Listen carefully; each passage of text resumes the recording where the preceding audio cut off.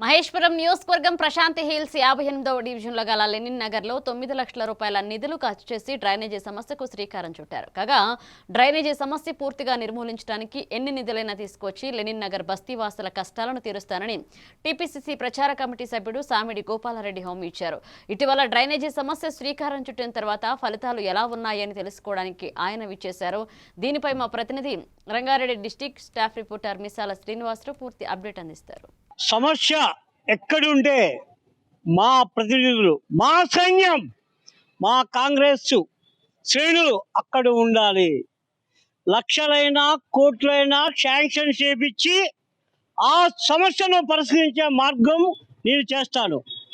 నేను చెప్పేది ఏంటంటే కాంగ్రెస్ ప్రభుత్వంలోని సంక్షేమ పథకాలు బడుగు బలహీన వర్గాలకి అందించాలన్నదే నా లక్ష్యం అన్న మాటలు ఎవరే కాదు, మహేశ్వరం నియోజకవర్గం ఇన్ఛార్జ్, కాంగ్రెస్ ఇన్ఛార్జ్ కిషన్ గారు లక్ష్మారెడ్డి మాటలు.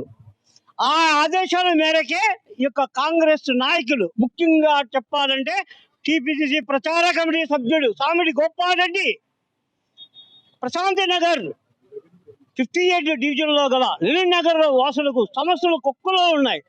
ఆ కుక్కలో చాలా కూడా ఇప్పటికీ పరిష్కారం చేయడం జరిగింది. ఇప్పుడు డ్రైనేజీ వ్యవస్థకి శ్రీకారం చుట్టారు. అవేవో ఆ మాటల్లోనే ఆయన నిందాం. అన్న నమస్తే అన్న, చెప్పండి. ఏం లేదన్నా, మీరైతే మాతో పాటు యుద్ధం చేస్తూ ఉన్నారు, మేము కూడా యుద్ధం చేస్తూ ఉన్నాం. అందరు యుద్ధం మనుషులతోటి, దేశాలతోటి, రాష్ట్రాలతోటి చేస్తే కాంగ్రెస్ పార్టీ నాయకులం అందరం కూడా మేము సమస్యలతోటే యుద్ధం చేస్తాం. ఆ సమస్యని పూర్తిగా సమూలంగా నాశనం చేసేంత వరకు కాంగ్రెస్ పార్టీ నాయకులం మేము ఊరుకోము. అది మరీ ముఖ్యంగా లెనిన్ నగర్ని సమస్యలు బాగా ముంచేసినాయి. సో ఆ దశగా ముందు సమస్యలన్నిటిని కూడా పారదోలించి ఒక సంపూర్ణమైన మంచి వాతావరణాన్ని లెనిన్ నగర్కు ఇవ్వాలన్నదే మా సంకల్పం. అందులో భాగంగా మా రాష్ట్ర ముఖ్యమంత్రి రేవంత్ రెడ్డి అన్న గారు అహర్నిశలు శ్రమిస్తూ రాష్ట్ర అభివృద్ధి కోసం రాష్ట్ర పథకాలు ఏవిస్తే ఎలా ఉంటుంది అని చెప్పి ఆ అంశం పైన ఆయన 18 గంటలు పనిచేస్తూ ఉంటే, మా దగ్గర మా మహేశ్వరం నియోజకవర్గ ఇన్ఛార్జి కిచ్చన్న లక్ష్మారెడ్డి అన్న గారు ఆయన దాదాపు 18 గంటలు పనిచేస్తారు. మమ్మల్ని మాత్రం ఉరుకలు పరుగులు పెట్టించి సమస్యల వైపు నెడతా ఉన్నారు. సరే, మేము నిజంగా ఆ సమస్యల్ని తీర్చగలిగిన నాడే మేము ఒక లీడర్లం అవుతాం. మా లక్ష్మారెడ్డి అన్న మాకు కష్టమైన పనులు అప్పచెప్తున్నారంటే మేము ఎందుకు ఇంత మా మీద కక్ష అని అనుకున్నాం. కానీ అది కక్ష కాదు. సమస్యలు తెలుసుకోవడం వల్లే పేదల గుండె లోతుల్లో ఉన్న కష్టం తెలుసుకోగలుగుతాం. కష్టం తెలుసుకున్న వ్యక్తే లీడర్ కాగలుగుతాడని చెప్పి ఆయన సంకల్పం మమ్మల్ని అందరినీ కూడా ముందుకు నడిపే విధంగా చేస్తూ ఉంది. అందుకే మా కాంగ్రెస్ పార్టీ నాయకులం అందరం కూడా సమస్యలపైన యుద్ధం చేస్తూ ఉన్నాం. ఆ యుద్ధంలో కాంగ్రెస్ పార్టీ గెలుస్తుంది. మీరు ఒక కీలకమైన సమస్యను మేము తీసుకున్నాం. గత 3 నెలల నుంచి సమస్యల వలయంలో ఉన్న ఈ లెనిన్ నగర్ని డ్రైనేజ్ పూర్తిగా మూసేసి దుర్వాసన వెదజల్లుతూ దోమలకు నిలయంగా మారుతూ సమస్యలు లేని లెనిన్ నగర్ని చేయాలన్న మా కళకు భంగం కలిగించే విధంగా ఉంటుండే. మరి 3 నెలల నుంచి మేమందరం కూడా శ్రమించి కష్టపడి ఒక్కొక్క సమస్య తీసుకొని చేస్తూ ఉన్నాం. ఈరోజు ప్రజలు సుఖంగా సంతోషంగా వారు మమ్మల్ని దీవించే పరిస్థితిలో ఉన్నారంటే నిజంగా మా జన్మ ధన్యమైందని అనుకుంటున్నాం. కానీ ఒక విషయం మాత్రం గుర్తుపెట్టుకోవాల్సిన అవసరం ఉంది. గత ప్రభుత్వం ఏదైతే ఉందో ఆ ప్రభుత్వం అందరినీ కూడా అంతా పేదల్ని గాలికి వదిలేసి ఒక కక్షపూరితమైన వాతావరణాన్ని ఈ లెనిన్ నగర్లో సృష్టిస్తే ఈరోజు ఒక ఫ్రెండ్లీ వాతావరణంలో అందరం కలిసి కరెక్ట్గా కాంగ్రెస్ పార్టీ నాయకులం అందరం సమస్యలు ఎక్కడుంటే వాళ్ళకి వెలికి తీసి వాటిని సమస్యలకు పరిష్కారం చూపిద్దామన్న దశలో మేమందరం పనిచేస్తా ఉన్నాం. అందులో మొదటిగా 3 నెలల నుంచి ఈ లెనిన్ నగర్ని ఉన్న సమస్యలన్నింటినీ కూడా తీర్చి మేమందరం కూడా గెలుపొందినామని చెప్పి భావిస్తా ఉన్నాం. అందుకే చాలా సంతోషంగా ఉంది. అమ్మలు అక్కలు మీరు అందరు తీసుకున్నారు, వాళ్ళు చాలా సంతోషపడతా ఉన్నారు. మా కాంగ్రెస్ నాయకులు అయితే మొదటి నుంచి పుట్టి పెరిగింది ఇక్కడనే, వాళ్ళ వాతావరణం అంతా చూసి ఉన్నారు. వాళ్ళు కూడా చూసి ఈరోజు సంతోషపడుతున్న సందర్భం ఉంది. అందుకే మేము చెప్తా ఉన్నాం, కాంగ్రెస్ పార్టీ నాయకుల దగ్గరికి తీసుకొని రండి. ఏ సమస్యనైనా కూడా అతి త్వరలో వాటిని అన్నిటినీ పరిష్కరించే దశగా మేమందరం ప్రయత్నం చేస్తాం. సమస్య పెద్దదైతే ఖచ్చితంగా మా కేఎల్ఆర్ గారు రంగంలో ఉంటారు. సమస్య చిన్నదైతే మేమందరము రంగంలో ఉంటామని చెప్పి ఈ సందర్భంగా తెలియజేస్తాం. థ్యాంక్ యూ అన్న. ఇది విషయం. సమస్య ఏదైనా సరే నా దగ్గర తీసుకురండి. 24/7 అందుబాటులో ఉంటా. మాకు పెద్ద దిక్కు కాంగ్రెస్ మహేశ్వరం నియోజకవర్గం కాంగ్రెస్ ఇన్ఛార్జ్ కిషన్ గారి లక్ష్మారెడ్డి మాకు అండ ఉన్నారు. లక్షలైనా కోట్లైనా కూడా డబ్బులు పక్కన పెట్టండి, అది నేను శాంక్షన్ చేయించే బాధ్యత నాది. కానీ మీరు చేయవలసిందంటే ప్రజల్లోకి వెళ్ళి ప్రజల సమస్యలు తెలుసుకోవాలి, ప్రజల మండలి పొందాలి, ప్రజల గుండెలో ఉండాలి. ఎలక్షన్లు ఎప్పుడో వస్తే పోతాయి, వాళ్ళు ఓట్లు వేస్తే వేస్తారో లేదు. అధికారం మంది, అధికార పార్టీ మంది.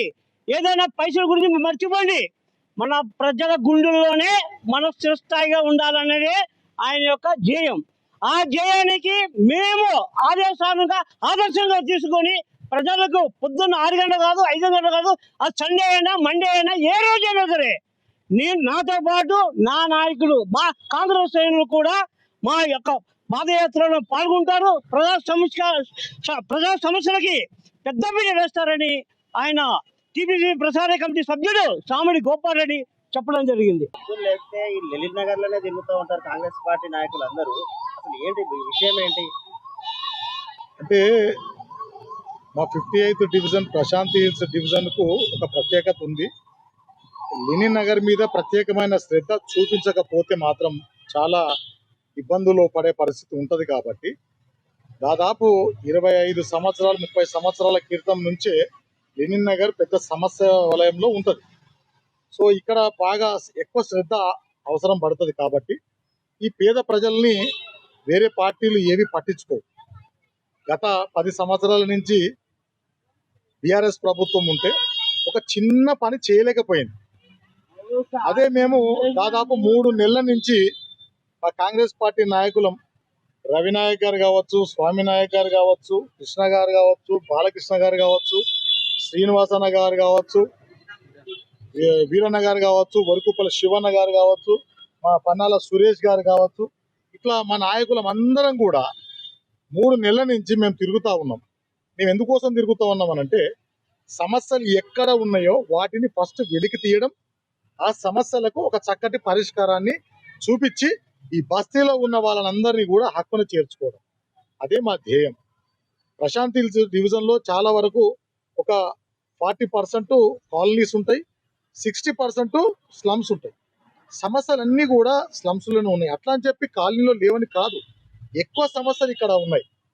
సో ఒక్క కెనాల్ సరిగ్గా లేకపోవడం మూలంగా దాదాపు 10 సంవత్సరాల నుంచి మురి కూపంలోనే ఈ లెనిన్ నగర్ ప్రజలందరూ కూడా నివాసం ఉండే పరిస్థితికి వచ్చింది. వాళ్ళని దోమలు పీక్క తింటా ఉంటే చోద్యం చూసినటువంటి గత ప్రభుత్వం. కానీ మేము 2-3 సంవత్సరాలు అయినప్పటికీ కూడా మేము ఎందుకు పట్టించుకోలేదంటే ఆ ప్రభుత్వం చేయలేకపోయింది. కనీసం మా ప్రభుత్వంలో నన్ను చొరవ తీసుకొని అధికారులు తీసుకొని చూస్తారని అనుకుంటే స్థానికంగా ఉండే నాయకులు ఎవరు చేయలేకపోయారు. అందుకే మేమందరం కూడా కంకణబద్దులైనా, మేమందరం కాంగ్రెస్ పార్టీ నాయకులం అందరం కూడా ఈ ఒక గోపాల్ రెడ్డి ఒక గొప్పోడే కాదు, ఇక్కడ ఉన్నటువంటి కాంగ్రెస్ పార్టీ నాయకులు అందరూ కూడా గొప్పోలే.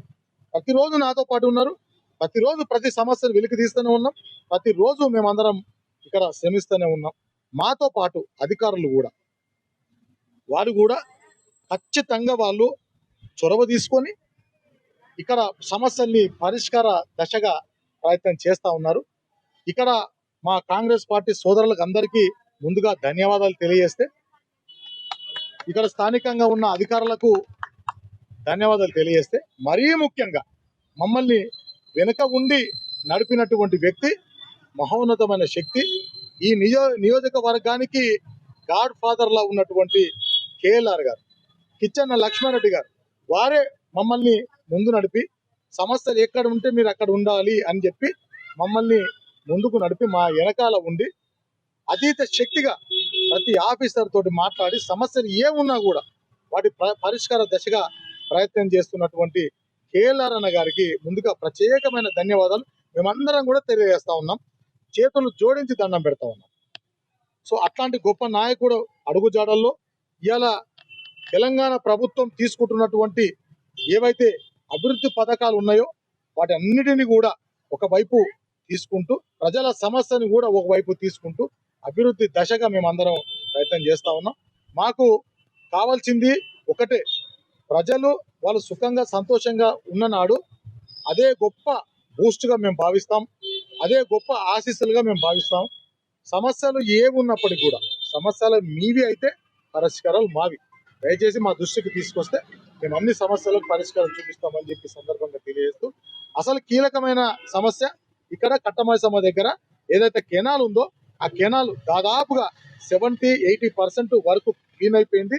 ఇక లెనిన్ నగర్ ను దాదాపుగా ఈ డ్రైనేజ్ వ్యవస్థ అనేది ముంచి వేయదు. ఆ డ్రైనేజీని ముంచే ప్రయత్నంలో మేము ఉన్నాం కాబట్టి నీళ్లు కూడా సాఫీగా సాగిపోతా ఉన్నాయి. అతి త్వరలో దీనికి ఒక ప్రత్యేకమైన కెనాల్ ని తీసుకోబోతా ఉన్నాం.